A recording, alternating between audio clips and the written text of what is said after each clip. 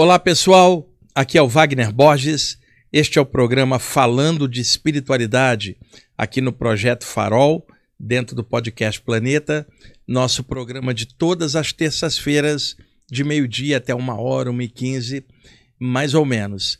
Aqui na parte técnica, meu fiel escudeiro, Eudes. Opa, nossa, essa dupla dinâmica, hein? Tudo bem? Muito show, Eudes? Muito show. E você? Tô sabendo que você tá recebendo muito convite aí pra fazer palestra. Olha, cara, eu não dou conta, né? Porque não é só as viagens para fora, que esse ano eu vou fazer 3, mas também aqui no Brasil. Porque eu já tinha uma agenda muito, com muitas viagens, né? E uma vez por ano para fora. Agora, com a demanda maior, eu vou estar indo, Eudes, agora aqui no Brasil.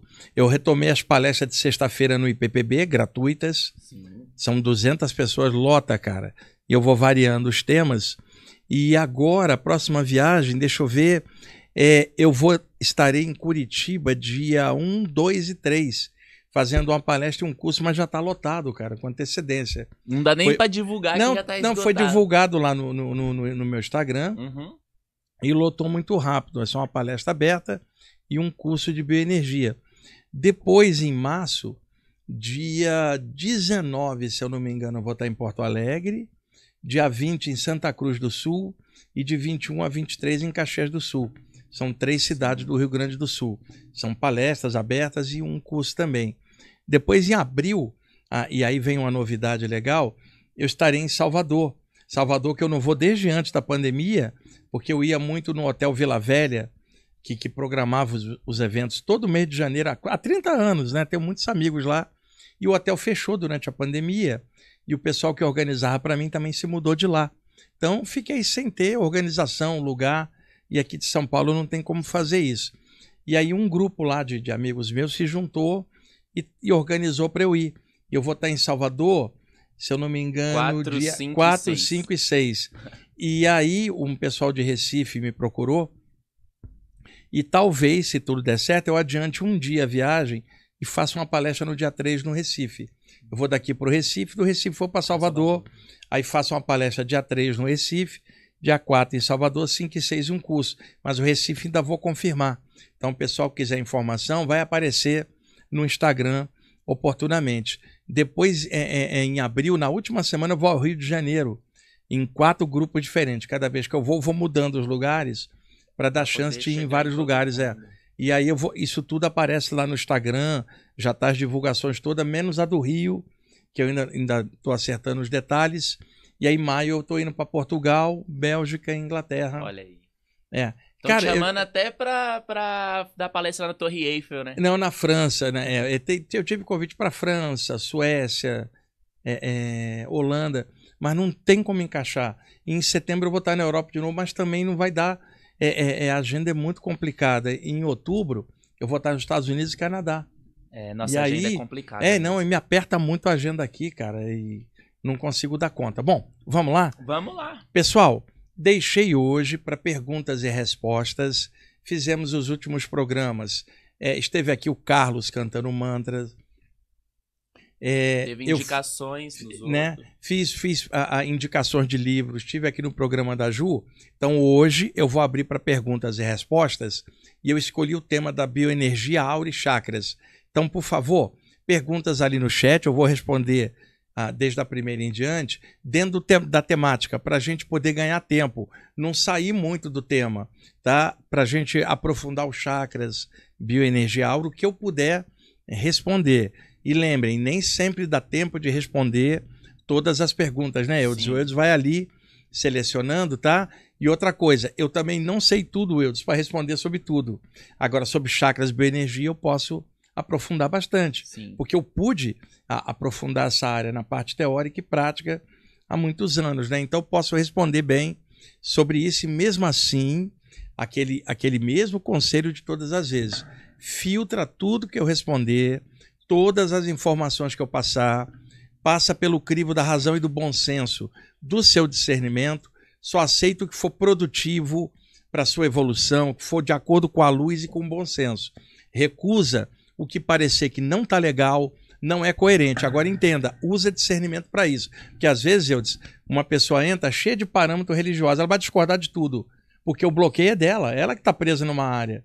Não é isso que eu estou falando. Estou falando filtragem dentro do bom senso dos temas, usando a inteligência e o coração também para sentir se aquilo é verdadeiro, se é da luz. Tá bom? Então eu vou começar lá em cima e aí a gente vai descendo, Eudes, e aí eu vou respondendo até chegar o horário do programa. Vamos mandar ver. Fechou. Lembrando que a gente não responde perguntas sobre trabalho de terceiros, religião... Nem sobre sonho e nem sobre política, para não ficar perdendo tempo. Porque tem gente que faz perguntas assim, você toma um tempo para responder e cria uma celeuma, ainda mais sobre política, onde a polarização no mundo inteiro é enorme. E aí nós saímos dos temas que a gente quer discutir sobre política, vai para um canal que discuta isso. A gente está aqui para falar, o nome do programa é Falando de Espiritualidade, né? Sonho não dá para interpretar, cara, tem muito conteúdo simbólico, não tem como aqui online a gente fazer isso. E o trabalho de terceiros, às vezes as pessoas perguntam, Edson, para saber minha opinião, mas muitas vezes tem um fundo duplo. Fulano ou fulana falou tal coisa, o que você acha? Ele quer que eu detone o que a pessoa falou, né? Ou quer que você fale o que ela acha. O que ela... E aí a gente perde um tempo para falar do trabalho dos outros e não do conteúdo que a gente está falando aqui. Por isso que é só para a gente filtrar direitinho. Vamos para a primeira? Bora. Vamos lá. Ó, a primeira que aparece aqui é da Camila Teixeira. Ela pergunta: depois de uma meditação profunda, voltei, mas sinto o topo da minha cabeça aberta, como se uma energia constante não parasse de entrar e sair. Com isso, tenho tonturas e não passa. Como melhorar? Ela tem a pergunta seguinte ali, vai lendo o restinho. Após essa meditação, meu campo energético ficou mais sensível e estou tendo sonhos lúcidos. Porém, as tonturas não vão embora ou melhoram. Consegue me dar alguma dica de melhora? Camila, fica difícil eu te dar uma dica sem ver o seu campo energético. Você está falando de uma abertura no chakra coronário, eu teria que ver como, e não tem como a gente fazer isso aqui, né? Mas eu posso especular. A abertura do chakra coronário, ela pode causar vibrações no alto da cabeça, uma espécie de eletrificação do couro cabeludo, e ela pode soltar a aura da cabeça, eu dizer, um pouco para a esquerda ou para a direita, dando uma sensação de tontura lateral, tá? Quando a tontura é giratória no sentido geral, pode ter afetado de alguma forma a parte do ouvido interno, o labirinto, e esteja causando isso. Mas eu não tenho como afirmar isso aqui à distância. O ideal para você, porque isso deve ser transitório, se é uma abertura do chakra, você pode, por exemplo, conversar com algum médium. O médium, no seu período de desenvolvimento, alguns meses, por exemplo, sente alguma tontura, porque o campo energético está mudando, Wildes, e até acostumar com a nova voltagem, eu estou usando um termo por analogia, uma nova voltagem, demora um tempinho, a pessoa sente algumas coisas e aquilo passa. Então acredito, Camila, que isso vai passar. Agora, o ideal talvez fosse que você precisasse fazer um aterramento. O que é um aterramento? Usar os pés para puxar um pouco para cá, para dentro do encaixe da vida humana cotidiana. Então, caminhar num lugar de natureza, se puder, uma praia, na areia da praia com os pés descalços, caminhar num gramado, ficar perto de um horto, de um jardim, para o prana, a energia aqui da natureza poder ajustar. Segundo ponto, a alimentação. Eu não sei, porque aqui não tem como falar, por exemplo, eu disse, algumas pessoas com uma alimentação mais leve, quando há abertura de um chakra, a tendência à soltura ser maior. Então, o que você fala? Se alimenta melhor dentro daquilo que a pessoa gosta de comer. Se alimenta melhor para que o chakra umbilical possa ter uma atividade para encaixar a pessoa. Então, por exemplo, suponhamos que ela fosse uma estudante de yoga. E o yoga trabalha muito o elemento ar, cara, o prana do ar, o sopro vital. Então, alguém que abre e está fazendo yoga, qual o conselho? Tenta dar uma aterrada, porque senão vai ficar aérea, isso vai atrapalhar a sua vida cotidiana. Eu falaria assim, dentro daquilo que você se alimenta um pouco melhor para te dar um pouco mais de chão, um pouco mais de conteúdo no corpo para manter sua energia aqui e agora. Tá? Aí chega alguém e falaria para esse estudante de yoga, faça mais yoga para quê? Para ficar mais aéreo, se ela já está. Então precisa de um aterro. É um exemplo paralelo que eu estou dando, não sei as condições dela, viu, Camila? Mas o ideal seria você centrar um pouco mais. Outra coisa, a gente sempre tem que caminhar com o pé no chão para não dar viajada, né? Suponhamos que durante essa abertura sei lá, ela já tivesse uma predisposição que apenas a abertura trouxe. Para hipoglicemia, por exemplo, a taxa de açúcar baixa dá tontura, uma gripe mal curada, uma sinusite dá tontura, problemas do labirinto. Então, não se pode descartar nunca a parte física, Eudes. Talvez ela já tivesse predisposição para algo que, de repente, a abertura somente fez ela sentir o que já estava em andamento. Então, Camila, eu não tenho como te dizer isso. Agora, se está solto para cá, você precisa aterrar no ponto oposto para poder equilibrar. Por isso que eu falei, fica muito vago eu dar uma opinião sem ver o contexto energético pessoalmente da pessoa. E mesmo assim, se você tivesse pessoalmente, não tem como olhar porque não dá tempo. A não ser que você estiver aqui em São Paulo, vai numa das palestras de sexta-feira e no final fala lá comigo, que aí, dando uma olhada rápida, eu posso indicar alguma coisa para você. Mas aqui à distância, online, não tem como eu te falar acertadamente, porque pode ser um monte de coisa. Mas o básico ali, se for a soltura aqui, isso vai passar, mas procura trabalhar embaixo para dar uma aterradinha para equilibrar.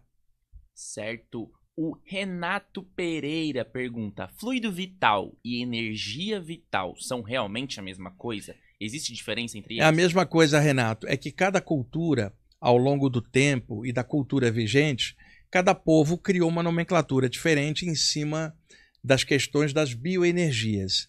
O nome que a gente usa aqui no Ocidente é energia, uma palavra que vem do grego, significando atividade, movimento ou obra do verbo obrar, trabalhar. O Eudes está sem energia. Põe energia, ele se mexe, tira energia, ele para. Põe energia, ele se mexe. Então, o movimento é vida. E energia leva ele a construir, trabalhar e fluir. Energia é movimento. Eudes, sangue está em circulação. Nós estamos respirando o tempo inteiro, o coração está batendo. Vida é movimento. Energia é movimento. Então, em grego, entretanto, dependendo da cultura e da época, surgiram outras nomenclaturas. Prana, o sopro vital, entre os yogis na Índia. Chi, do chinês, força vital. Ki, do japonês, força vital. Na Europa, do século XVIII e XIX, fluido vital. Tá? E qual é a outra expressão que ele perguntou ali? Força vital, energia vital. Tudo a mesma coisa, com um nome diferente. So, Eudes, dependendo do lugar onde a pessoa estiver, dependendo da nomenclatura que ela usa, pode surgir variação. Por exemplo, se eu fosse passar energia para o Eudes, usando a expressão energia, eu falaria energizar. Se eu fosse usar a expressão yogi, prana, pranificar. Se eu fosse usar a expressão europeia, fluido vital, fluidificar. A mesma coisa com nomes diferentes, viu, Renato? Por isso que é bom ter visão de conjunto para a gente poder comparar. Agora, existem variações nas energias. A energia na Terra ela é mais densa, no ar ela é mais leve e daí por diante. Existem energias cósmicas estelares e existem as energias na atmosfera de um planeta como o nosso. Lembrando que no espaço sideral não há atmosfera, é o vácuo. Quando a energia entra na atmosfera da Terra, isto muda a condensação dessa força vital. Então existem vários tipos e classificações das energias. E aí também a nomenclatura. Certo. E aí outra do Renato também, qual a sua definição sobre xamanismo? Renato, xamanismo é uma expressão internacional surgida do inglês xamanismo, em português xamanismo. Por exemplo, a gente tem notícias de navios ingleses, Eudes, navegando por cima da tundra siberiana no século XVIII, por exemplo. Então, até o século XVI, você não tinha circunnavegação. Até o finalzinho do século XV, circunnavegação. Então, no finalzinho do século XV, ali, houve a descoberta da América. A gente tinha a imprensa com Gutenberg, a descoberta do astrolábio, bússola, a pólvora vinda da China via árabes para o Ocidente e todo um contexto. Depois as descobertas marítimas e no século XVI o período renascentista de efervescência cultural na Europa. Tá? Isso para citar a parte histórica mais aceita. Então, a circunnavegação planetária ela começa em fins do século XV, por causa da caravela, bússola, astrolábio. E aí, no século XVI, se intensifica a navegação e as descobertas de outras terras, como as Américas, aqui no final do século XV, né? Estados Unidos, 1492, Brasil, 1500, e daí vai se expandindo. No século XVII, navios ingleses navegando por sobre a tundra siberiana, lá no Polo Ártico, descobriram uma tribo de esquimó. Os esquimós são indígenas, né? E aí, adentrando ali aquela tribo e observando, eles notaram que os esquimós sempre tinham um homem ou mulher, que era o homem da magia, ou mulher da magia, que tinha integração com o lado invisível. E aí, aquela cultura, no caso, ali no Ártico, chamava de Samã. Os esquimós falavam Samã, Samã, que é o homem ou mulher que não perdeu a integração. A tradução é essa, aquele que mantém a integração com o grande espírito. Samã, Samã. E aí os ingleses escutaram e passaram a chamar de xamã, em inglês derivado do tung siberiano, Samã. E, a partir desse termo, xamã, o conjunto das práticas xamânicas indígenas passou a chamar xamanismo internacionalmente. Então, lá na Inglaterra Até surge... pros próprios... Não. Falam certo. Estamos falando dos europeus descobrindo as tribos nativas e as tribos das Américas também. Então ficou condicionado internacionalmente de que estudos e práticas indígenas seriam chamadas internacionalmente xamanismo. Em inglês com SH, xamanismo. Em português com X, mas do Tupi-Guarani. Então hoje, você pega uma prática de um índio aqui nosso de Goiás, né? Sim. Ou pega um Tupi-Guarani clássico e você compara com os maias, por exemplo, ou os astecas da América Central, ou os pele vermelha lá da América do Norte, Cheyennes, né, navarros, ou pega as tradições nativas dos aborígenes australianos, né? Também que são indígenas. Eles que vieram, né? Porque quando não era derretido, eles vieram pelo polo, deram essa volta. Então, a gente na não... teoria, né? A teoria, então, ficou condicionado que qualquer prática xamânica, seja lá na Oceania, na Austrália ou na Nova Zelândia, os maores, com práticas indígenas, ou nas ilhas do Hawaii, que hoje é um estado americano, né? Ou as práticas nas três Américas, ficou convencionado chamar xamanismo, que são as práticas indígenas variando de cultura para cultura, mas mantendo dentro desse guarda-chuva cultural, antropológico chamado xamanismo. Então, as práticas xamânicas são muito lindas, ligadas à natureza, varia de povo a povo. Tá? Os animais de poder que se vê dentro das visões xamânicas varia de povo para povo. Exemplo, Eudes, uma tribo que esteja perto do mar. Dentre o conjunto de animais de poder referendados, alguns vão ser animais marítimos. Agora, uma tribo que mora no centro de um país e que nunca teve acesso ao mar, os animais serão da topografia daquele local. Não vai ter animal marinho numa tribo centralizada. Você vai lá na Austrália, um aborígene, ele pode te falar de animais exóticos de lá, canguru, ornitorrinco, que não tem em outro lugar. Entretanto, cada cultura vai ter animais correspondentes no valor, só mudando pela questão da topografia. Então, o xamanismo é um conjunto de práticas e estudos dentro da área indígena mundial, tá? Nos lugares onde tem populações de tradição indígena, com suas práticas. Agora, a visão que os brancos têm, ou os ocidentais têm sobre isso, sobre o xamanismo, ela é questionável, né, Wildes? Porque são os brancos adaptando ensinamentos indígenas e puxando e adaptando na área urbana. Eu acho legal culturalmente, tá? Mas existe muita mistura e às vezes alguém pega os valores xamânicos, traz para a cidade e deturpa tudo. Então, agora, existem outros que podem trazer o valor xamânico e beneficiar a comunidade na área urbana com um valor natural muito lindo no valor. Então não adianta você ir fazer uma prática no meio de uma tribo, depois voltar para a sociedade urbana com os mesmos problemas. O que você faz? Puxa o valor do indígena, vê onde que adapta para melhorar teu caráter na área urbana. Aí você consegue uma melhoria. Então, lá no IPPB tem o Vitor, meu grande amigo, que dá aula de xamanismo, faz curso muito legal. Inclusive, ele vai estar começando um curso agora dia 24, sábado agora, é anual, uma aula por mês. É só o pessoal entrar lá no site do IPPB, tá logo na cara, assim, ippb.org.br, tá na cara do site. E no Instagram também eu coloquei lá. E é uma área, assim, multifacetada, tem de tudo. Então, se alguém quer estudar a parte xamânica, observa bem qual é o grupo, qual é o contexto, as pessoas que estão ali, se não tem fanatismo em cima, porque todas as áreas estão sujeitas a isso, inclusive a própria área espiritual. A questão toda é de filtragem, tá? Outra coisa, o xamanismo ele muda de área para área. Você vai pegar um índio da Amazônia, vai trabalhar com plantas amazônicas.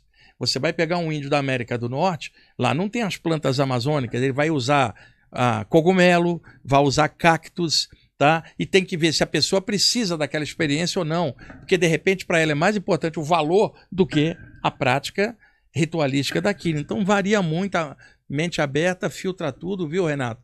E vê por onde você caminha por aí. Vamos lá. Boa. A Juliana Xavier pergunta: boa tarde a todos. Professor, tenho estudado esses dias sobre Ramatiz. Inclusive, vi suas palestras que fez há 4 anos atrás sobre o tema e também assisti a outros conteúdos. Gostaria de saber se... A pergunta dela cortou ali, viu? Vê se tá mais para baixo. Tá aqui, ó. É possível... Queria saber se é possível falar um pouco mais sobre o comando, não sei se diz assim, do triângulo ou da cruz. Tá, não é comando não. O Ramatiz é um mentor extrafísico muito conhecido aqui no Brasil, desde a década de 1950, com o médium Essênio Mais. Depois outros médiums foram captando a atmosfera de toda essa falange do Ramatiz. Tá? Eu já fiz várias palestras em lugares contando a história do Ramatiz, mas o lance que ela está perguntando é o da Fraternidade da Cruz e do Triângulo. Eudes, o que eu vou falar, é claro, não dá para comprovar, é o que se comenta.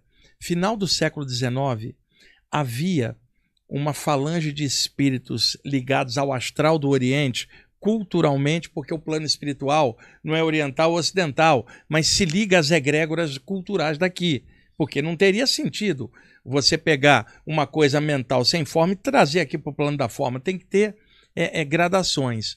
E aí, um grupo operando no astral do Oriente, dentre tantos outros, ligado aos ensinamentos do hinduísmo, do Krishna, Rama, Shiva, ligados aos ensinamentos da China, do Oriente como um todo, e este grupo se chamava Fraternidade da Cruz. Desculpa, Fraternidade do Triângulo, o símbolo era um triângulo. No astral do Ocidente, dentre tantos grupos, havia um outro grupo ligado aos ensinamentos de Jesus, chamado Fraternidade da Cruz. O símbolo deles era uma cruz, Eudes. Esses dois grupos resolveram se juntar, se fundir. Onde aqueles espíritos egressos de tantas iniciações do Oriente viriam operar no astral do Ocidente e aqueles ligados ao ensinamento de Jesus operar no astral do Oriente, fazendo um intercâmbio universalista. Aí o símbolo virou uma cruz dentro de um triângulo e passou-se a chamar Fraternidade da Cruz e do Triângulo, onde parte desses orientais que viriam para cá reencarnariam no Ocidente, nas 3 Américas. Parte daqueles ocidentais iriam para o Oriente, reencarnariam na Índia, na China, para este intercâmbio acontecer e estes encarnados servirem de elo com esses grupos extrafísicos num trabalho de universalismo e esclarecimento espiritual. E aí o símbolo passou a ser o triângulo com a cruz, e que é um símbolo ótimo de visualização para melhoria da concentração no chakra frontal. E toda a atmosfera assim, ou egrégora, tem guardiões, Eudes. Quando você se liga, está estudando o trabalho do Ramatiz, visualizando esse símbolo, mentores daquela linha vão se aproximar, porque semelhante atrai semelhante.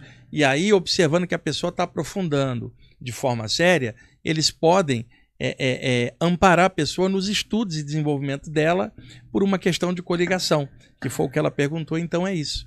Legal. Tá? Nosso amigo roqueiro Pierre Carlo pergunta, é uma pergunta boba. Sonhei com a atriz americana Jamie King, mas parece real. É interpretação de sonho. Na verdade, o Pierre Carlo está perguntando que ele acha que foi um sonho, uma pergunta se pode ter sido real. O Pierre Carlo pode ter sido qualquer coisa, mas pode ter sido um sonho. Vai na primeira opção, mas quem sabe não houve um encontro lá fora, na hora que encaixou, o cérebro editou e quando ele desperta fisicamente parece um sonho. Ele não tem como te responder, Pierre Carlo. Definir isso. Edson Gomes pergunta, boa tarde, gostaria de mais informações sobre os chakras estrela da Terra e estrela da alma e outros chakras que não estão no corpo físico. São funções se há estudos. Suas funções, se há estudos. Ô Edson, nenhum chakra está no corpo físico, cara. Senão um médico legista descobriria chakra num cadáver. Os chakras estão no campo energético. Agora, essa história de estrela da Terra, estrela da alma, é invenção do movimento New Age americano. Porque uma coisa é o estudo clássico dos chakras, desde a velha Índia. A Terra tem chakra? Não, aí é que tá. Outra coisa é o movimento New Age americano que criou um monte de misticismo em cima e coisa. Então, alguns autores passaram a falar de um chakra acima do coronário e um abaixo, como se fosse ancoragem para lá. Não precisa. O alto da cabeça já é aberto para cima e a base da coluna já é aberto para baixo.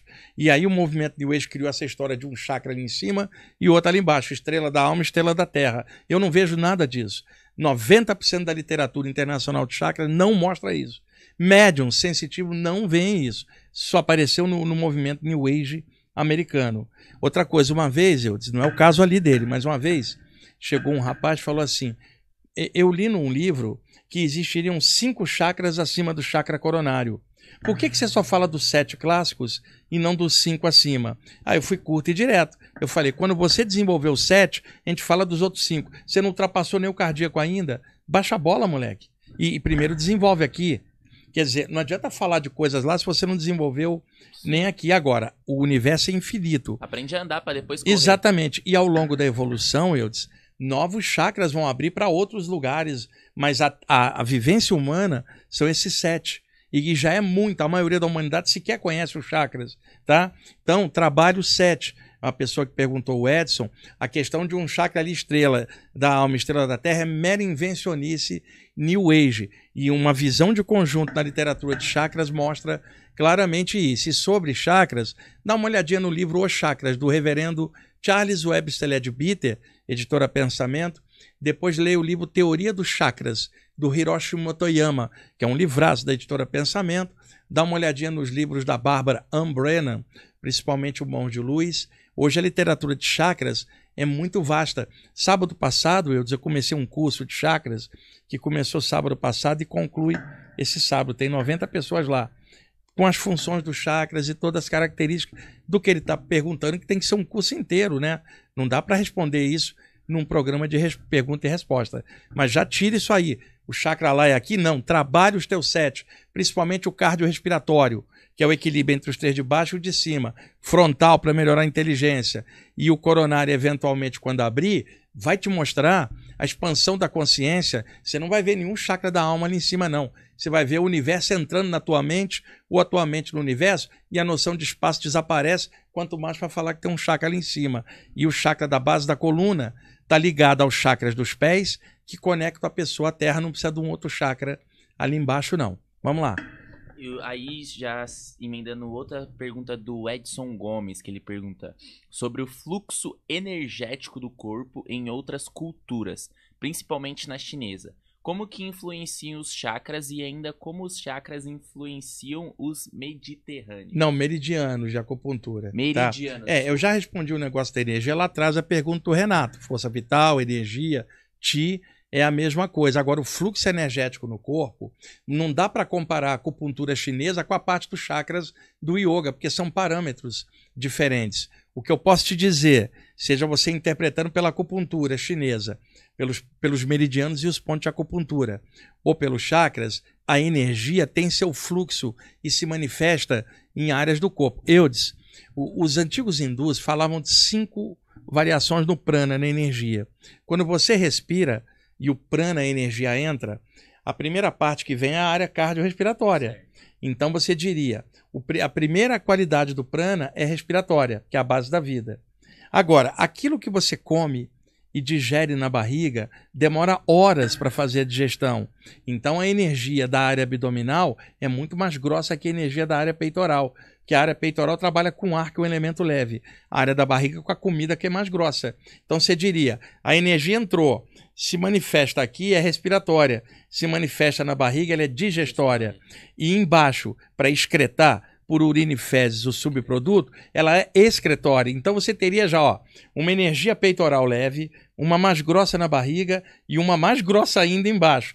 A energia que sobe para o cérebro é a mais sutil, que é para pensar. E uma quinta energia que vai atrás, regulando as outras 4. Os hindus chamaram prana na área peitoral, samana na digestória e apana na excretória. O prana que sobe para a cabeça, Udana, que é o prana cerebral. E o Viana é o regulatório dos outros 4. Então, eu estou dando a linha Yogi para se ter uma ideia da distribuição. Já a acupuntura trabalha com pontos meridianos e a maneira de trabalhar é outra. Tá? Então, não dá para você comparar um sistema com o outro, porque são abordagens diferentes. Agora, o fluxo da energia, ele sempre vai também do que você pensa, do que você sente e o que você faz. A energia segue o seu padrão. Então, acho que é isso que ele perguntou do fluxo. Mas não dá para comparar a parte chinesa com a yoga, porque elas são abordagens diferentes. Certo. Ronald pergunta, Wagner, qual a consequência de uma pessoa que estuda a espiritualidade e se cuida energeticamente se relacionar com uma pessoa que não tem os mesmos cuidados energéticos? Olha, depende, Ronald. Suponha, você está estudando a parte espiritual. Você começa a se relacionar com uma companheira que não mexe com nada disso. Até aí nada demais. O que é importante é o caráter da pessoa e o sentimento dos dois, né? Agora, o ruim é, por exemplo, você não consome álcool e a sua companheira consome muito álcool. Então, quando vocês estiverem juntos, no acoplamento áurico, a energia dela passa para você e vice-versa. Você pode ficar tonto sem ter bebido. Quer dizer, o efeito do álcool na energia dela vai passar para você. Se ela usar drogas, então, complicou. Se ela tiver cheia de coisa negativa, vai complicar. Sim. Então, nesse sentido, sim. Agora, não dá para falar sem ver o casal, sem ver a pessoa, porque a pessoa pode não ter cuidado energético, e se é uma pessoa excelente e pode ter energia melhor do que a dele. O amor é a maior energia. Exatamente. Então, isso é muito relativo, Ronald, tá? Agora, tem que ver isso direitinho, porque se de repente, numa parceria, um dos dois está trazendo algo escuro para o relacionamento, é complicado. Mas não sou eu que vou julgar nada, não há como dar palpite nisso sem ver o casal, né? Agora, não cobra da pessoa nada das práticas que você está fazendo. Porque, de repente, ela não gosta do tema, até aí nada de anormal. Não se metendo no teu tema e você não se metendo no dela, respeitando o livre-arbítrio e vendo o caráter da pessoa e o amor dos dois, isso aí é o que conta. Agora, se tiver um hábito ruim, por exemplo, Eudes, você sai com uma moça e ela tem mau hálito e não está tratando, como é que você vai beijar ela na boca? Não dá. Tá, uma moça, e antes que alguém fale algo, podia ser a moça e o Eudes com mau hálito, porque hoje você tem que ponderar tudo que fala, senão o pessoal distorce pro outro lado. Verdade. Então, você sai com uma moça com chulé, porra, acaba teu tesão, Eudes, com o cheiro do chulé na cama, cara. Então, assim, um exemplo de que falta de higiene pode atrapalhar. Então, energeticamente, é possível, mas observa o conjunto e vê o ponto de equilíbrio para ver se dá para levar ou não. Sem dar palpite no relacionamento da pessoa. Sem magoar também, porque não vai falar se tá com bafo, você vai. Não, mas se tá com bafo, complica, cara. Se eu tivesse uma parceira com bafo, eu falaria assim: olha, você precisa fazer um tratamento e tal, porque tá complicando beijar na boca. E outra coisa, se eu tiver com bafo, você me fala. Sim, porque às vezes você tem também e não nota. Na parceria, você não pode ficar escondendo coisa. Agora, o pior é que às vezes numa parceria, com a pessoa que está junto contigo, você não fala um monte de coisa e de repente fala para um terceiro desabafando e não fala direto. Isso destrói o relacionamento, né? Sim. Agora, o bafo destrói. Mais do que falar sobre o próprio bafo, sem você falar nada, já destrói tudo. Já passou por isso, Eudes? De me relacionar com alguém com bafo, não, mas tipo, já ter amigos de falar, irmão, o bagulho tá louco aí. Irmão, você engoliu um rato, cara. Tá louco. Bom, vamos lá. O Fernando de Oliveira pergunta, professor, qual seria a diferença de repercussão para pessoa quando doa sua energia com essa intenção? De quando ela tem a energia drenada por outra consciência de quando faz uma transição. A diferença é óbvia, Fernando. Quando você está irradiando uma energia com sentimento legal, a energia segue o que você pensa e sente, a qualidade melhora. E você se sente bem. Quando você está sendo roubado energeticamente, você não se sente bem, porque está perdendo vitalidade. Pode dar suor frio, acompanhado às vezes de arrepio, mas por favor, não generalize o arrepio, que o arrepio pode ter outras características, mas se tiver suor frio, a pessoa pode estar perdendo energia, tá? Então, a perda de energia não causa nada de sensação boa, enquanto que uma doação de energia você se sente pleno, se sente bem. A diferença é bem clara. Certo, calma aí, aqui ó. Lucas Mailon. Tudo bem, professor? Durante a meditação... Pera aí que eu não tô vendo. Essa Não, aqui, ali ó. em cima tem a Rita, fez uma pergunta também ali, ó. Aqui? É. Aqui. Professor, vi um vídeo antigo onde você ensina a usar as para-orelhas do Ganesha. Fiz essa prática e que maravilha. Só de ver as orelhas abanando já dava risada. Essa prática é uma prática yoga antiga de você visualizar as orelhas do Ganesha, cabeça de elefante, e imaginar elas balançando. Só que você não se mexe, ó. E enquanto presta atenção na respiração, ela dá um relaxamento rápido, faz as ondas cerebrais descerem para ondas alfa. Tem um vídeo meu em que eu conto sobre isso. Aliás, outro dia, alguém também tinha me pedido, olha, eu acho que eu vou repostar esse vídeo lá no meu canal do YouTube. Pessoal, dá uns dias aí, entra lá no meu canal do YouTube, Wagner Borges, no YouTube, eu vou repostar nos próximos dias, não garanto amanhã, mas até quinta-feira ou sexta, eu vou pedir o Diego para repostar lá. E aí vocês que tiverem curiosidade sobre isso, entra lá e vê essa técnica, tá bom?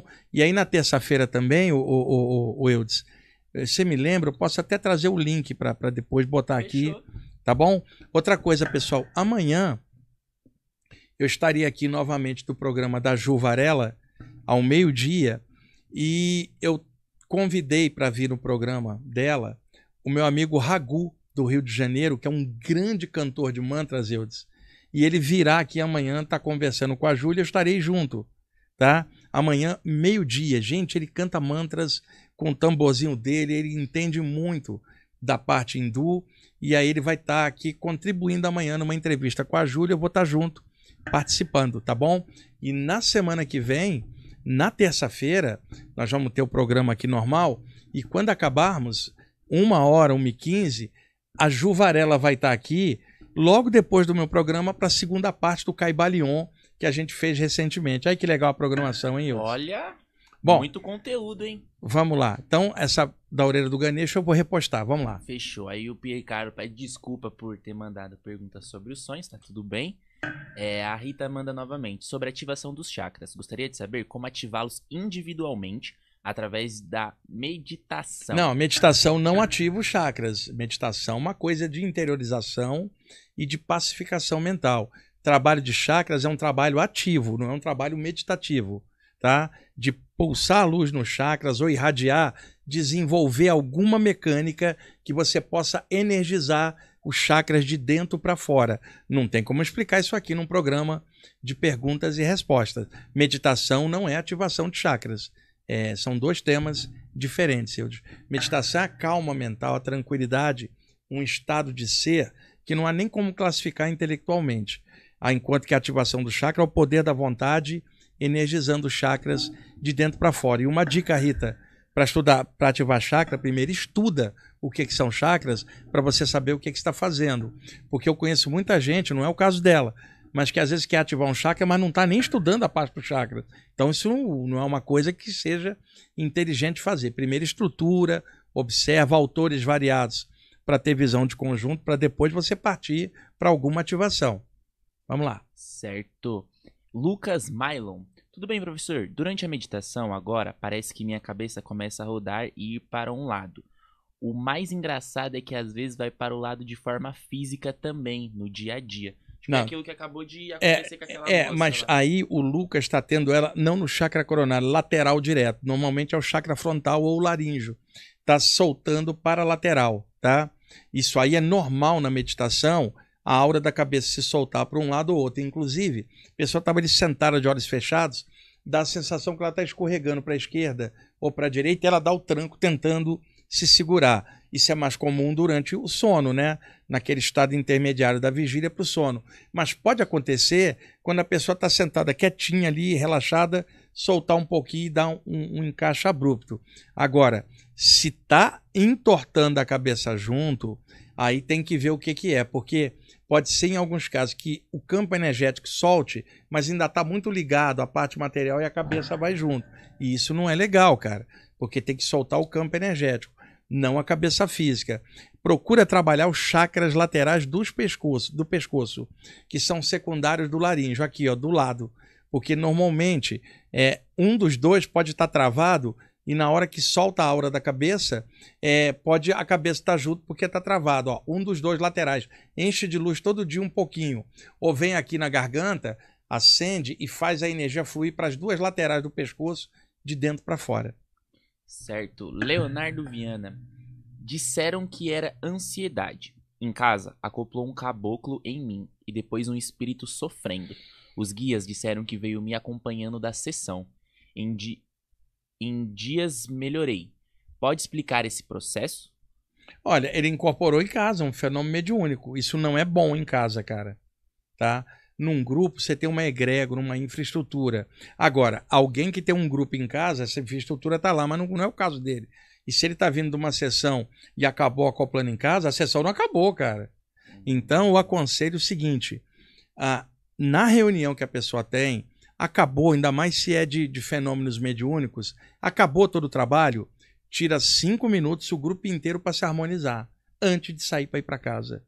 Senão um médium pode sair com o campo meio solto e acontecer isso. Não é legal, tá? Então, acabou a reunião, dá uma centrada, o grupo inteiro. Não saia sem primeiro harmonizar o grupo no final e as pessoas em condições normais para ir para casa, para a vida comum delas.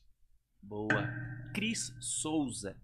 Chakra Bindu interfere na palma da mão, tipo esquentando as palmas das mãos? Se sim, por quê? Necessariamente não. O chakra Bindu, ele está aqui na coroinha do padre, eu dizer, um secundário do chakra coronário. O chakra coronário tem chakras nas laterais e tem um aqui atrás, onde a minha tá ficando grandona, a minha careca de padre, cara. Aquela coroinha do padre aqui, chapeuzinho de judeu, ou a coroinha do padre aqui. É um chakra secundário e a energia dele desce, vai até o céu da boca, que a gente chama aqui de palato, e em sânscrito é chamado lalana, chakra lalana, céu da boca. E bindu em sânscrito é ponto, chama bindu visarga, o nome desse ponto em sânscrito. Então, mexendo nele pode dar repercussão no céu da boca, e a área do céu da boca está dentro da boca, submetida ao chakra da garganta. Por isso se fala que o bindu se coliga demais com a boca e a garganta, mas não necessariamente nas mãos. Entretanto, como ele está muito próximo do coronário, a ativação dele pode de tabela dar uma descarga aqui, a energia descer e vir.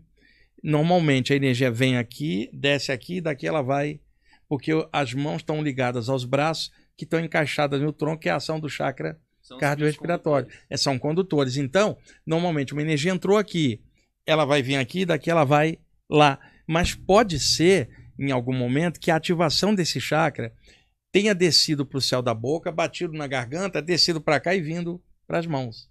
É possível. Boa. Rodrigo Araújo, vi uma vez você comentando que existem espíritos que são melhores encaixados no corpo do que outros. E gostaria de saber, para estes casos, se valeria a pena investir em projeção lúcida.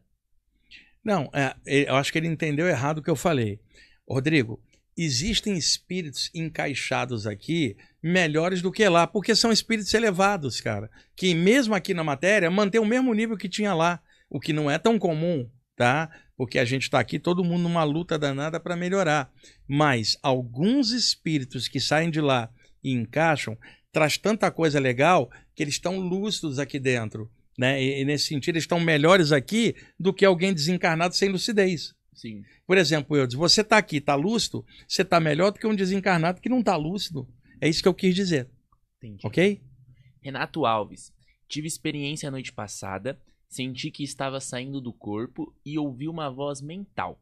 Disse, vamos levantar, e perguntei quem era. Não respondeu, e depois foi como se ele passasse algo no chakra coronário abrindo. Renato, você perdeu uma chance de uma saída do corpo. O cara está convidando ele, passou uma energia no coronário, tá tudo tranquilo. Por que você não foi? Perdeu uma chance. É isso. Leonardo Viana. Não é pergunta. Aqui, ó. William Santos. Sobre o Trataka. Certo. Qual a influência dessa técnica com Manipura? Percebo bastante expansão nesse chakra principalmente. E como o Trataka pode ajudar na saída do corpo? William, é o seguinte, Trataka é um método antigo, primeiro apareceu no yoga, chama-se fixação visual ou ocular. Então, qual é o mais clássico, Eudes? A pessoa acender uma vela e ficar olhando para a chama da vela sem piscar. É um tipo de Trataka, para pegar uma visão mais ocultista por exemplo, que existe em vários lugares. Mas o primeiro povo que eu ouvi falar nisso foi o povo da Índia. O Trataka, a fixação ocular sem piscar. Porque, por exemplo, você fala assim, eu não estou me concentrando legal.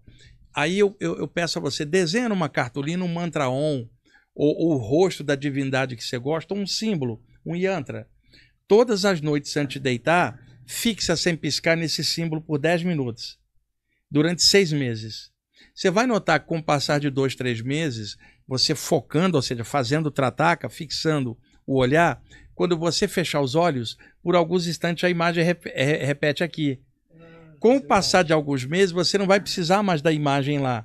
Você vai fechar os olhos, ela vai aparecer aqui. O Trataka passou a ser interno. Então ele começa externo e passa a ser interno. É uma prática de melhoria da concentração. Você fixando num yantra, num bija mantra, alguma coisa, ou a chama de uma vela. Alguns yogis olhavam para o centro da lua, né, fixando, porque para olhar para o sol é mais complicado, né? Então, o Trataka, a fixação primeiro ocular, mas ela pode depois, por exemplo, você acostumou tanto com a imagem, que você já não precisa mais dela, ela já vai aparecer automaticamente aqui. Quando chega nesse ponto, é um Trataka interno. Então, você tem 2 tipos de Trataka, Bahiranga e Antaranga, que é externo e interno. E, no caso, ele estimula muito o chakra frontal. E aí, o que acontece? Partindo do chakra frontal, tem 2 canais energéticos, 2 nadis, 2 condutos energéticos que saem e vão se entrecruzando entre os chakras até chegar no de baixo. Enquanto que do de baixo, da base da coluna, sai um outro ramal que vai direto e sai pelo alto da cabeça. São os 3 nadis principais. Nadis, à esquerda Ida, à direita Pingala, no meio Sushumna. Isso aí quem estuda yoga conhece. Então, como sai 2 dos nadis aqui vão entrecruzando, e o Trataka estimula muito frontal, mexendo aqui, a energia acaba fluindo e pode ativar de tabela outro chakra, podendo ser qualquer um da chakra da garganta até embaixo. Normalmente, ou a garganta ou o umbilical ativa durante a prática do Trataka, além do próprio chakra frontal. E sobre saídas do corpo, se você melhora a concentração, tudo melhora, seja dentro do corpo ou fora do corpo. Boa. Faez Asemani pergunta: boa tarde, professor. É realmente possível quitar karma negativo pela aquisição de conhecimento, meditação e oração? Ou a expiação é imprescindível? Faez, causa gera efeito, cara. Então, a gente pode ter algum efeito que vem de vidas passadas. Isso é inexorável, não se muda o passado. Agora, eu posso mudar a maneira como eu vejo tudo isso. E isso é transformação da consciência. Transformando a consciência, o padrão da energia muda. Mudando, o poder de transformar tudo também aumenta. Muitas vezes uma pessoa só meditando ou ali, ela não causa aquela transformação que precisa. Muitas vezes, o ato de você ajudar uma pessoa te ajuda muito mais do que ficar na meditação parado, cara. Agora, se a sua meditação faz você abraçar o mundo e em silêncio ajudar, você está agindo. Então, essa é a meditação de grandes mestres. Mergulha, encontra a si mesmo no coração e transborda a luz, ajudando a todos invisivelmente. Diferente da meditação, normalmente que a pessoa só fica dentro dela mesma ali, mas não interage. O que mais favorece dissolução de climas anteriores é a ação no bem, ajudando o que for possível dentro da maneira que puder. E outra, fazer isso por estado de consciência, não para poder, se eu ajudar aqui, eu vou dissolver karma ali. Não trabalha dessa forma, não. Trabalha no teu presente. Vou melhorar, fazer o melhor que puder. E aí vamos levando e vendo o que a gente faz dia a dia. O que vier, que venha, mas que me encontre preparado para transformar, melhorar aí. Não fica preso com noção de karma, não. Causa gera efeito, é óbvio, é uma lei da natureza. Embora hoje tenha gente que cria o absurdo de dizer que não existe karma. É igual você chegar e falar assim, na natureza não existe causa gera defeito. Isso é uma lei da natureza, isso não é um misticismo. Então, causa gera efeito. Tá? Todo efeito busca a sua causa. Então, às vezes, a causa é inexorável, gerando aquele efeito. Agora, como isso vai te afetar, depende de como é que você está hoje. Eu te digo, a melhor forma de você tentar criar um clima positivo para dissolver qualquer emanação de efeito oriundo de uma outra causa, melhora, seja feliz, faz o melhor que você puder. Essa é a forma de trabalhar karma, melhoria da consciência no presente. Vamos lá. Boa. O JV pergunta sobre chakras. Poderia elucidar um pouco sobre os fenômenos de materialização de objetos ou corpos? Imagino que a utilização do chakra básico seria a base por trás. Poderia falar sobre? Ô, JV, é difícil explicar isso, que já cairia na área de ectoplasmia, num programa de pergunta e resposta. Na área de ectoplasma, obviamente que os 3 chakras de baixo, umbilical, geniturinário e base da coluna, entram em ação em fenômenos de materialização. Mas muitos médios de ectoplasmia têm um chakra cardiorrespiratório muito solto para lateral. E isso também entra em conta nos fenômenos de ectoplasmia. O que vai entrar menos são os 3 de cima, porque já atuam mais para a parte mental e psíquica. Mas do cardiorrespiratório para baixo é mais instintivo, é respiração, comida, a parte mais basal da sobrevivência do corpo. E fenômenos de ectoplasmia, onde o sensitivo exuda o ectoplasma, tem a ver mais com os chakras de baixo. E não é um fenômeno anímico, normalmente é mediúnico, porque presenças extrafísicas vêm, mexem na energia da pessoa e irradiam para determinados fenômenos. Não é uma coisa anímica fácil de mexer. Vamos lá. Boa. Leonardo Viana. Meu irmão tem problema com drogas e álcool. Não mora aqui, mas quando recai, vem direto dormir aqui. Me sinto muito mal quando ele chega aqui drogado. Tem algo que eu possa fazer para me sentir melhor? Leonardo, é difícil você melhorar um cara drogado, porque o efeito está ali. Então, o que você faz? Blinda o teu ambiente, se cerca de luz. É claro, se puder, manda uma luz para ele, mas você já sabe que o efeito não vai ser tão bom. Então, enche o teu ambiente de luz, ainda mais nos dias que ele vier. Fica com o ambiente energizado para que, se vier alguma coisa junto, nem entre e que, de alguma forma, melhore ele de tabela. Mas é muito difícil melhorar uma pessoa viciada em droga, ainda mais se ela não quiser parar. É difícil. E é uma situação que machuca muito os entes queridos da pessoa viciada. Mas você não pode ficar sujo por causa do vício do outro, cara, ou passando prejuízo. Então, meu irmão vai vir aqui hoje. Tira meia hora, enche teu ambiente de luz, cara. Lê algo legal, enche de luz e fica com a consciência tranquila. É isso. O JV pergunta novamente, seria o Samadhi e a projeção em corpo mental a mesma coisa? Não, JV, são diferentes. Eu já mostrei projeção do corpo mental e expansão da consciência. Lembra? Eu disse em programas anteriores. Samadhi é uma expressão do sânscrito dentro da área do yoga que se divide em 8 passos dentro dos preceitos do codificador do yoga, que é o Patanjali. Ali não se sabe exatamente a época que ele viveu, já vi antes de Cristo, depois de Cristo, aí a questão não importa muito. Os 8 aforismas do Patanjali, os 8 angas do Patanjali, que é Yama, Niyama, Asanas, Pranayama, Pratyahara, Dharana, Dhyana e o 8º passo, que seria o Samadhi, a expansão da consciência, chamado no budismo Satori, no ocultismo estado de consciência cósmica, na teosofia expansão da consciência, e William James, que era um grande pesquisador e psicólogo do século XIX na América do Norte, eu gosto muito do trabalho dele, chamava um estado oceânico do ser, significando que aqui, limitado pelos sentidos, nós somos como uma pequena gota. Expandiu a consciência, você percebe que a gota também é oceano. A gente já falou nisso em outros programas. É diferente uma projeção do corpo mental, onde a pessoa espacialmente está fora do corpo, no corpo astral ou psicossoma, e dali ela projeta o corpo mental para fora, ligada pelo cordão de ouro. Expansão da consciência, o Samadhi, ocorre aqui, na vigília, num estado alternativo. Agora, pode ocorrer uma expansão da consciência fora do corpo, mas uma projeção do corpo mental é um negócio totalmente fora da caixinha, muito mais complexo do que o que é chamado de Samadhi normalmente aqui. Agora, tudo isso é muito legal. Seja o Samadhi, projeção do corpo mental, são experiências bem avançadas. Lucas Silveira pergunta, bom dia, Wagner. Entendi que os chakras têm bocas anteriores e posteriores.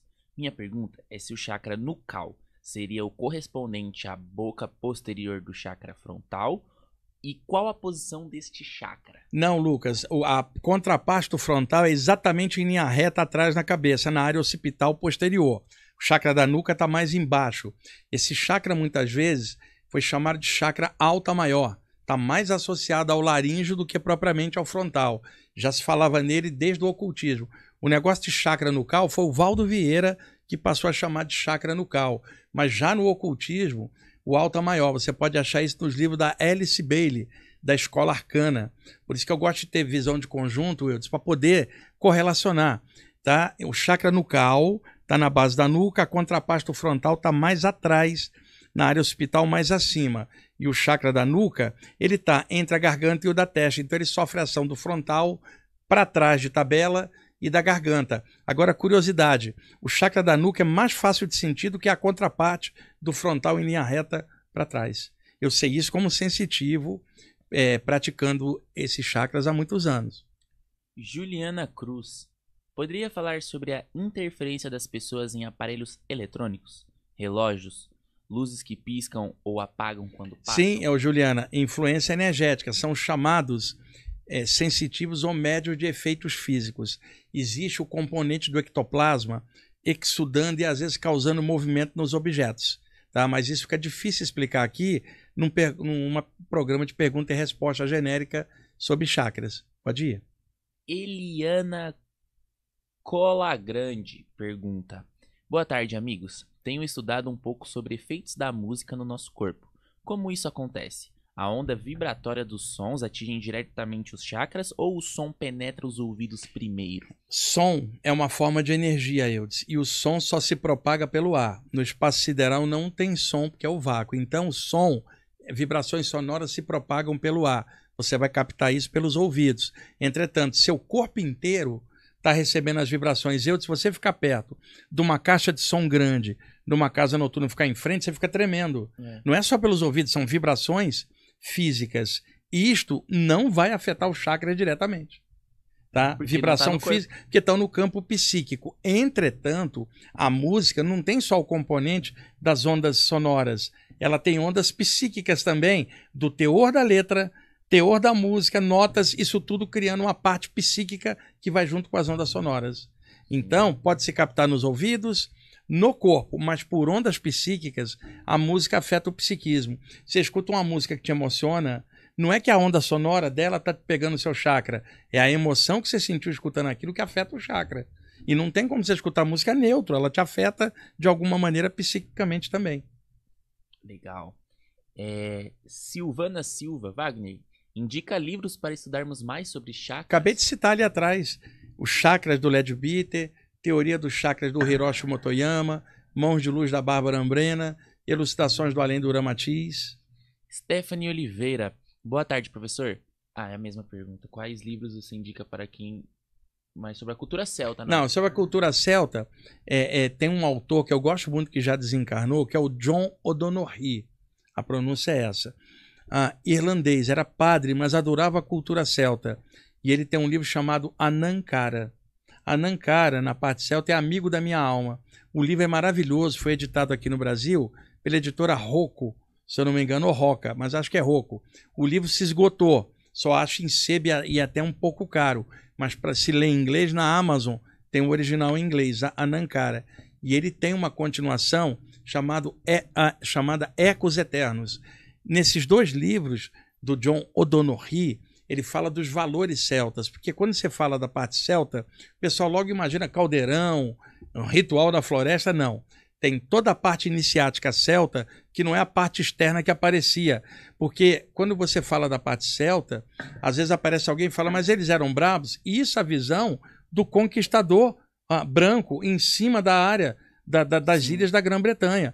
Os celtas eram guerreiros formidáveis, mas não eram expansionistas, eles eram invadidos. O Império Romano lutou muito tempo com eles, então eram guerreiros muito valorosos. Então, com o passar do tempo, o cristianismo, pegando o vácuo que o Império Romano deixou e o cristianismo indo, na área da Escócia e da Irlanda, que tem muitas montanhas, você pega 10 guardas, impede um pilotão de 1000 entrar, porque a passagem é estreita. Então, o Império Romano levou um tempão para conquistar a Inglaterra, mas não conseguiu entrar na Irlanda e na Escócia, onde era o núcleo celta mais forte.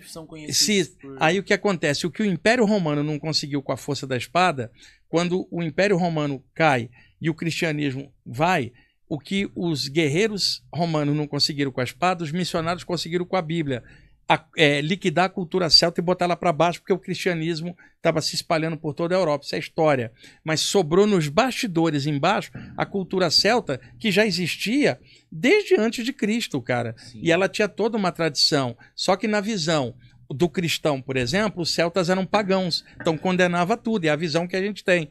Se você aprofunda na canção celta e nos poemas, você acha uma filosofia lindíssima, que é o trabalho que eu gosto muito. Já tivemos vídeos sobre a eu já falei aqui no programa da Ju, foi a parte celta. Esse autor é muito legal, John O'Donoghue. Se não achar em português, lê em inglês, na Amazon tem.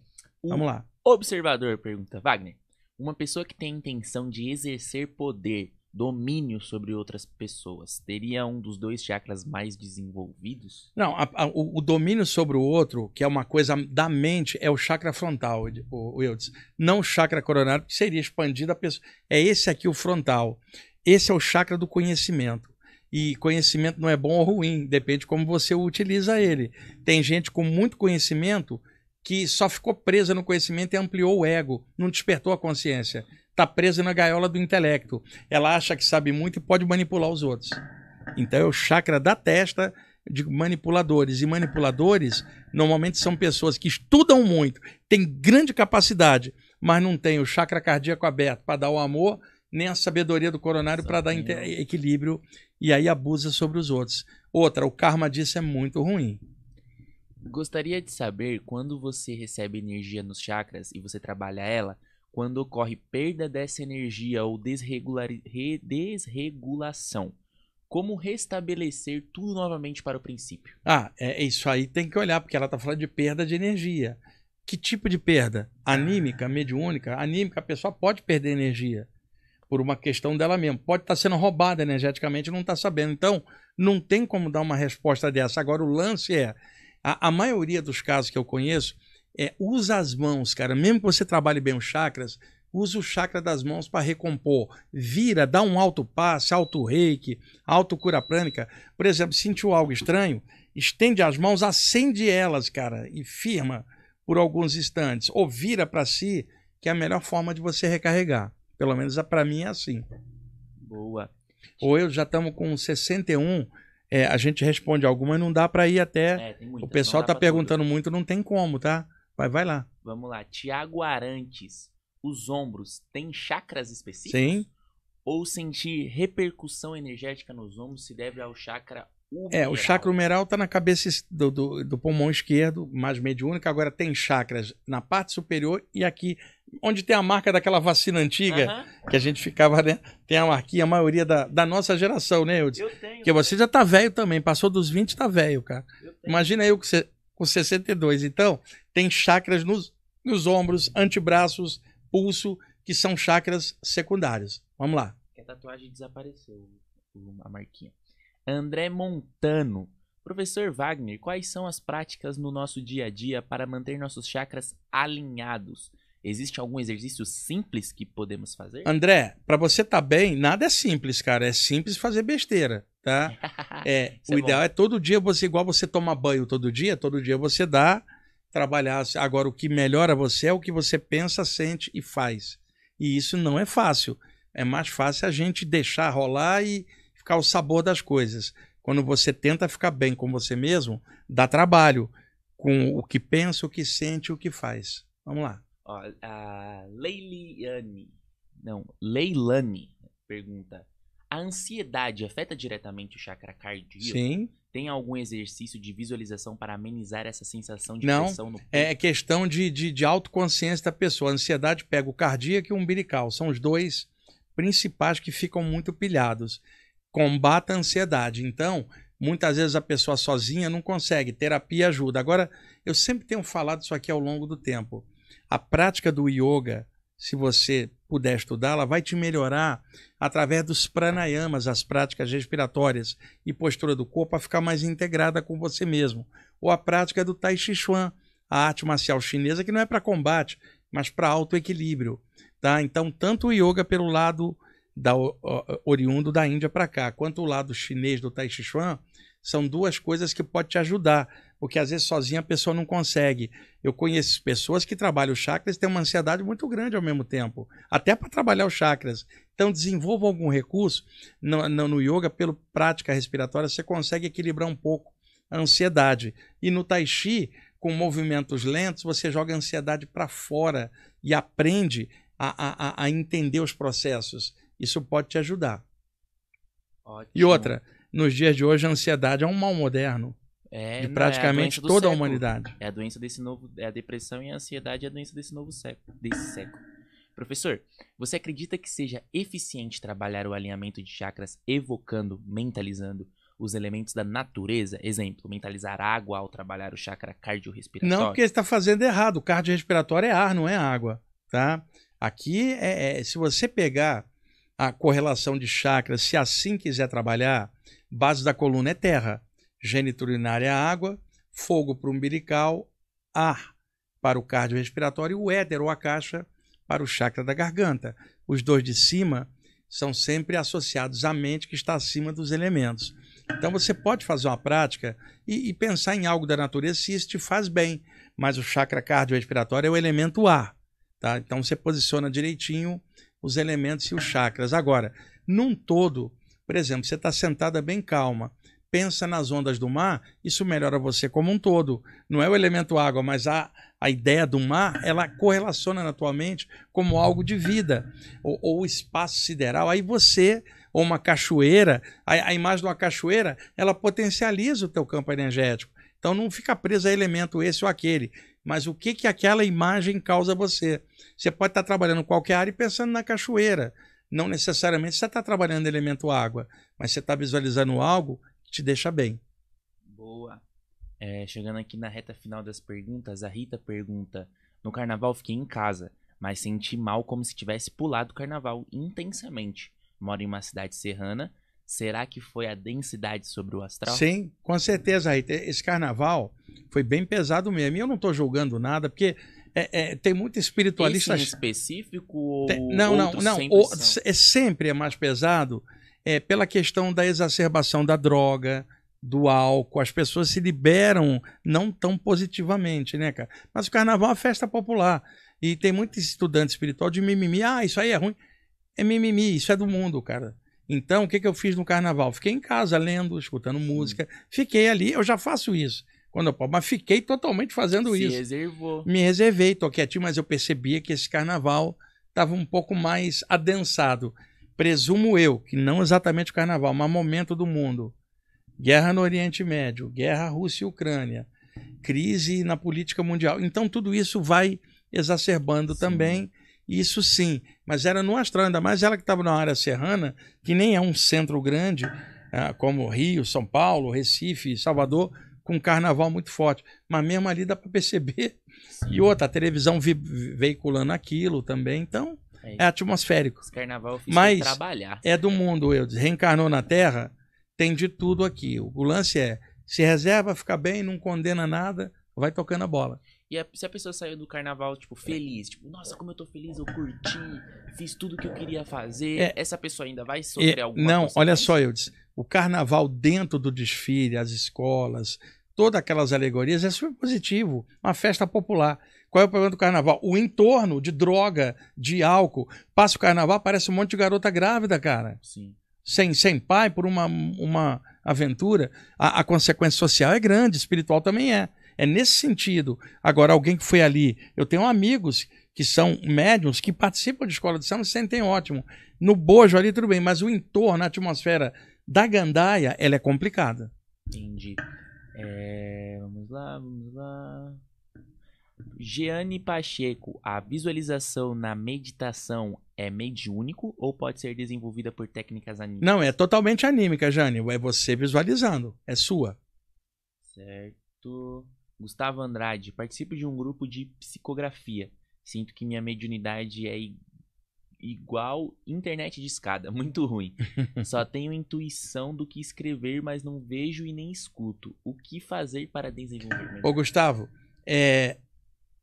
cada médium tem uma característica, tá? Então tem alguns médiuns intuitivos que não são mecânicos, vai ser o processo igual ao seu, tá? Então vai se acostumando. O importante é o conteúdo que está sendo passado, tá? Pode ser intuitivo, mediúnico de um jeito ou de outro. Dá uma olhadinha no livro Mediunismo, do Ramatiz. É o melhor que eu conheço dentro dessa parte da mediunidade intuitiva, especificamente o que você está perguntando. Mediunismo, Ramatiz, Médio Exílio Mais, editora do Conhecimento. Vai te trazer muito, muito clarão de consciência esse livro. Certo. Puxar as últimas. Professor, Gabi. Professor, passei o carnaval em SP com meu namorado. Nada demais. Fui para alguns blocos e bebi um pouco. Não bebemos muito. Desde que voltei, todo dia saio do corpo e estou em lugares similares e festas. Então, a consequência está aí. Acaba indo para lugares como se a mente tivesse ficado ligada inconscientemente. Uma marca energética lá. Exato, uma marca energética. Exato. Até o outro lado, às vezes, você está ali e por osmose acaba absorvendo algo. E o problema, né, Eudes? Que eu não vou falar novamente o dentro do carnaval é uma coisa, mas no entorno, com muita droga rolando, muito álcool, há obsessões invisíveis que as pessoas não sentem. E às vezes a pessoa fica ligada, um obsessor pode ter gostado e grudado. Então o ideal, senta agora, lê coisas legais, irradia uma energia, enche de luz você da forma que você puder e desliga disso, porque uma partezinha tua pode ter ficado ligada nessa atmosfera. Certo. Fábio Macedo. Gostaria de saber do Wagner sobre como trabalhar os chakras para ter maior conexão com os meus mentores. Primeiro, Fábio, estuda sobre chakras. Eu sempre repito isso, porque muita gente pergunta sem o conhecimento. Você vai embarcar errado. O ideal é pulsação de luz dentro dos chakras, de dentro para fora, ou irradiação pela força da vontade, tá? Entra lá no site do ippb.org.br, clica na seção de bioenergia. Lá tem vários conteúdos de chakras para você dar uma pesquisada. Que mais? Estamos já com 71 minutos, Eudes. Daqui a pouco o Paulo chega e expulsa a gente. Vamos para as últimas. Magali, por que vejo animais, cachorros de outra dimensão? Olha, difícil falar isso sem ver você, Magali. Fica difícil. Não sei se você gosta de cachorro, é resgatadora ou tem cachorro. Sabe, não tem como eu saber. E outra, supondo, tá, Eudes? Viajando agora. Suponho que a Magali, antes dessa vida, era indígena. O animal de poder dela era um cão. Desencarnou, começou a lidar com isso do lado de lá. Hoje ela está reencarnada, não lembra daquilo, a ligação continua. Estou especulando, tá? Porque pode ser qualquer outra coisa. O que mais? Certo. Alex Tigota. Professor, tive várias experiências de paralisia do sono. Em alguns deles, tive uma conversa meio ardente com entidades que estavam ali. É possível isso ou foi coisa da minha mente? Não, é possível isso e até comum durante a catalepsia, mentalmente haver uma comunicação com presenças que possam estar junto. Isso me parece real, tá? O que mais? Gabi Leone, professor... Ah, tá, essa aqui ela já li dela. Fernanda Morenci. Wagner. Você já viu tsunami no astral? Passei por esses dias e fiquei apavorada. Estava em cima de um prédio muito alto. Acordei com gosto de água salgada, enjoo e senti cheiro de mar. Fernanda, várias possibilidades, tá? Uma retrocognição, uma memória do passado, Eudes, onde ela pereceu num tsunami, por exemplo. Pode aparecer como um sonho recorrente agora, nessa vida. Isso é mais comum do que se imagina. Tá? A pessoa ter um sonho relativo a uma passagem num evento desse de natureza, no passado. Segundo ponto, se você perguntar a pessoas que trabalham com a parte psicológica, vão falar que sonho com mar, de tsunami, são as emoções da pessoa, Eudes, que a mente transforma no sentido de um caudal de água. Então, várias possibilidades. Outra, ela pode ter tido uma pré-cognição de algum tsunami que pode ocorrer aí para frente também. Segundo, ela pode ter tido uma experiência de ter visto imagens passadas de um tsunami desses aí que deu 2004, por exemplo, e ter visto isso plasmado. São várias possibilidades. Às vezes a mente tem a caixinha das memórias passadas. É por isso que acontece o déjà vu, porque às vezes você vê um negócio agora e em vez de jogar na memória certa, joga na memória antiga. E também, aí isso pode aí. Pegar uma memória antiga e jogar na outra, e outra possibilidade. Extrafisicamente, mentores às vezes criam uma espécie de tsunami energético. uma massa de energia no astral inferior que vem como se fosse um tsunami destruindo formas mentais pesadas. Parece um caudal de água, um tsunami de energia limpando o ambiente. Pode ser o que ela tenha visto e na volta o cérebro interpretou. Quer dizer, várias possibilidades. É isso. Respondi bastante, né, Eudes? Deu pra tirar Tá? bastante dúvida. Gente, eu vou fazer o seguinte, tá? Na terça que vem, eu vou voltar a esse tema respondendo mais perguntas de vocês, porque são muitas, né, Eudes? Não dá para atender. Então, por favor, quem não foi atendido, terça que vem, logo que iniciar, já coloca ali a pergunta sobre o mesmo tema, chakras, bioenergia, para a gente otimizar. E eu faço mais um programa respondendo para vocês sobre isso. Na terça seguinte, aí já vou escolher um conteúdo sem pergunta para a gente estudar algum tema. Por favor, ponto de interrogação e coloque em caixa alta. Pergunta, para eu saber o que é pergunta e o que é elogio, o que é só comentário também. E o que é crítica também, que também crítica. Acontece. Nada é perfeito. Crítica construtiva bem legal. Agora, tem muita crítica que não tem nada a ver. Você sabe... Crítica construtiva de quem não construiu nada. Não, outra coisa, você tem cada comentário, cara, que você não consegue... Entendeu? Eu já tive comentário de que eu tô explicando demais as coisas. Você imagina? Porra. Ué, então o que você tá fazendo aqui, Agora irmão? o comentário mais ridículo de todo. Por que você fala tanto de saídas do corpo? Porra. Então isso não é crítica, cara. Então tem coisa que você olha e fala, você é um babaca escrevendo merda. Eu vou falar claro. Diferente a crítica... coisa que chegar num padeiro e falar, por que você tá fazendo pão? Exato. Então agora, crítica construtiva é outra coisa que você possa melhorar o programa, alguma coisa, ou eu melhorar. Isso aí vai, mas... tem muita coisa que não é crítica não, cara. E hoje o mundo tá tão assim, todo mundo fala de tudo, mas o aprofundamento, quando se aperta, não tem muito conteúdo. O conteúdo tá na cara do que você tá fazendo, falando, expondo a segurança, e aí dá para ver claramente o conteúdo de alguém. Bom, gente, muito obrigado, Eudes. Aulas, hein? Obrigado por vocês estarem assistindo aí. Até mais, pessoal.